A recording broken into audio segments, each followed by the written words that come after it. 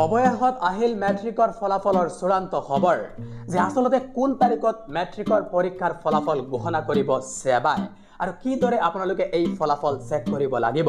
ইয়াৰ লগতে এইবাৰ এইচএছৰ চূড়ান্ত পৰীক্ষাৰ ফলাফল কেতিয়া ঘোষণা কৰিব পাৰে শিক্ষা সংসদে, এই বিষয়সমূহৰ ওপৰত কথা পাতিম। তো আপোনালোকে ভিডিঅ'টো স্কিপ নকৰাকৈ একেবাৰে শেষলৈ চাই থাকিব আৰু যদি চেনেলটোত প্ৰথমবাৰৰ বাবে আহিছে তেনেহ'লে ছাবস্ক্ৰাইব কৰি ৰাখিব যাতে মেট্ৰিক আৰু এইচএছৰ ফলাফল সন্দৰ্ভত যিকোনো নতুন খবৰ অতি সহজে আৰু সঠিক সময়ে লাভ কৰিব পাৰে। প্ৰথমতে আপোনালোকক জনাব বিচাৰো যে যদিও মুখ্যমন্ত্ৰী আৰু শিক্ষামন্ত্ৰীয়ে ঘোষণা কৰি কৈছিলে 19 বা 20 এপ্ৰিলত মেট্ৰিকৰ পৰীক্ষাৰ ফলাফল সেবাই ঘোষণা কৰিব, কিন্তু শেহতীয়াকৈ জানিব পৰা মতে মেট্ৰিকৰ পৰীক্ষাৰ ফলাফল অহা 20 এপ্ৰিল তাৰিখে ঘোষণা হোৱাৰ সম্পূৰ্ণ সম্ভাৱনা। আৰু 20 এপ্ৰিলত যোৱা বছৰৰ দৰে হয়তো এইবাৰো সেবাই দিনৰ 10 বজাতেই মেট্ৰিকৰ ফলাফল প্ৰকাশ কৰিব।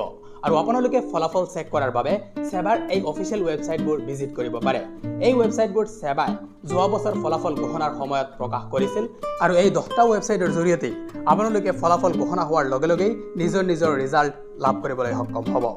এতিয়া আপোনালোকক জনাব বিচাৰো যে এইচএছৰ চূড়ান্ত পৰীক্ষাৰ ফলাফল কেতিয়া ঘোষণা কৰিব পাৰে শিক্ষা সংসদে।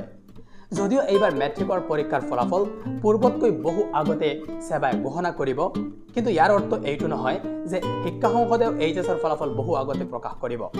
কিয়নো মেট্ৰিকত যিহেতু এইবাৰ OMR চিটৰ ব্যৱস্থা আছিল 4টা বিষয়ত, যাৰ ফলস্বৰূপে মূল্যায়ন প্ৰক্ৰিয়া বহু সহজ হৈছে আৰু কম সময়তে ফলাফল ৰেডি কৰিবলৈ সক্ষম হৈছে সেবা।